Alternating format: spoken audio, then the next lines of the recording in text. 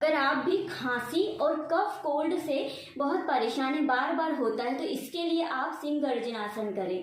कैसे करना है बिल्कुल ध्यान से देखें, इससे आपके गले में बहुत ज़्यादा रिलीफ मिलेगा।